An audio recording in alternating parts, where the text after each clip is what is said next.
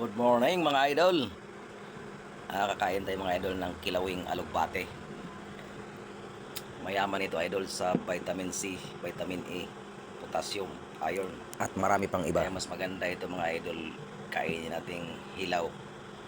Kilawing alugbate. Binanlian ko lang ito ng mainit na tubig mga idol. Para matanggal yung mga dumidikit-dikit na may mga bakterya na yan. Yan mga idol. Let's eat mga idol.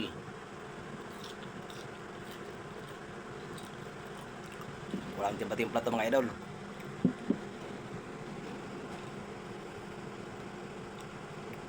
Okay pala mga idol. Kayang-kaya.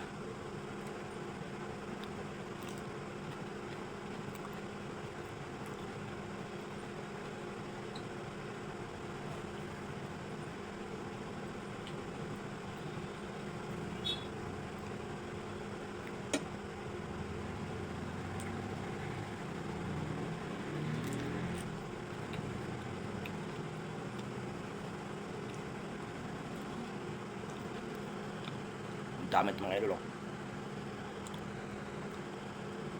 Mukhang hindi ko maubos. Mamaya ulit.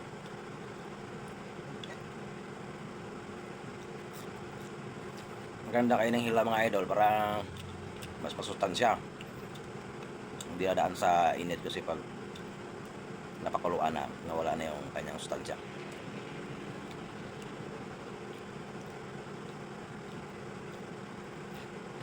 Kaya naman siyang kainin hila mga idol kasi malambot.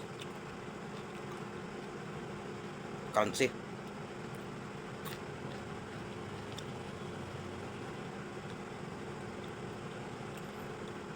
Pwede rin ito haluan mga idol ng kimchi sauce. Pero ito mga idol, wala itong timpla. Puro alugbate lang talaga ito.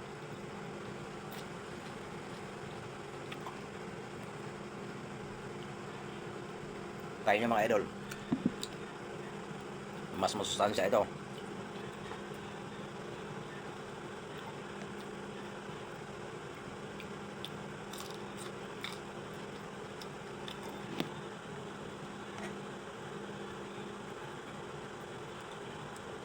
Hindi ko ito ipagpapalit sa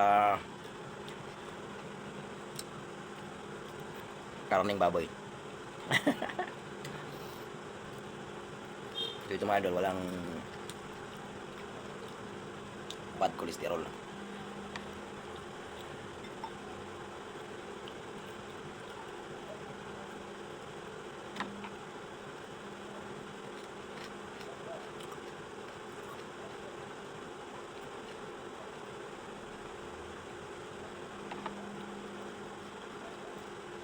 May tanim ako sa backyard ko mga idol eh. Kaya libreng-libre ng gulay. Hindi na kailangan bumili.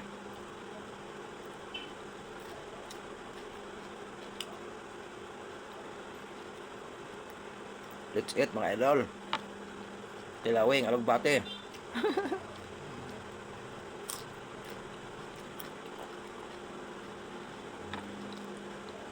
Crunchy siya mga idol.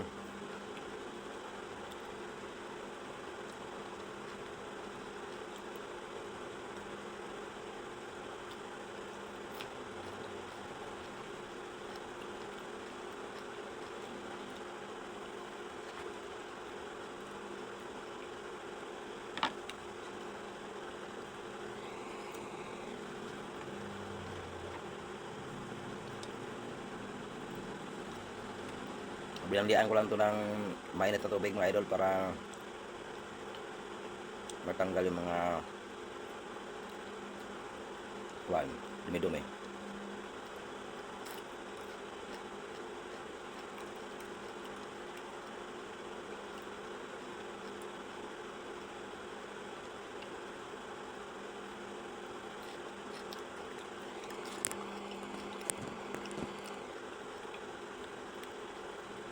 Kayang-kaya sa kainang hilaw idol.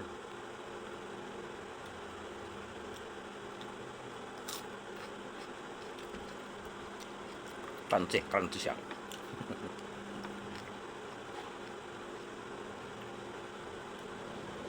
Try nyo mga idol.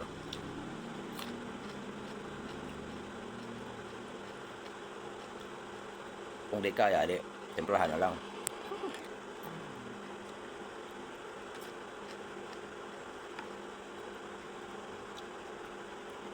Pwede na ito timplahan ng ano, kimchi sauce. Medyo spicy pa templado.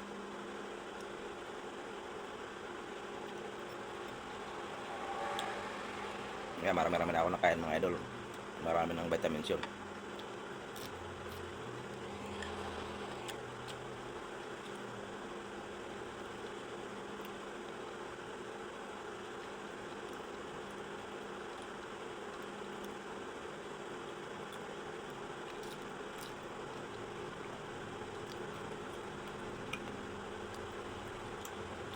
Gamutin to sa ulcer mga idol kasi ano, malambot tsaka ano, yung para sang sa okra na ano, mayroong dulas-dulas.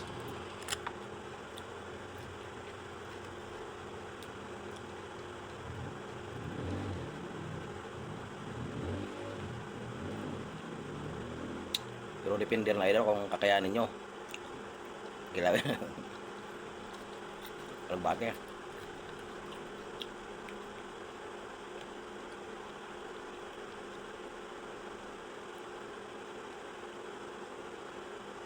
Walang timpla challenge mga idol.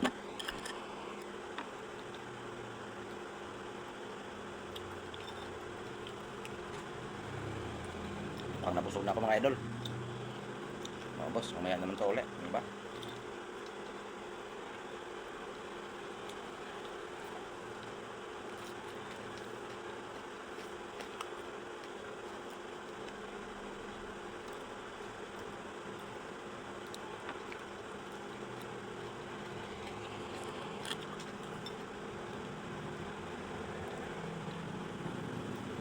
Thanks for watching mga idol.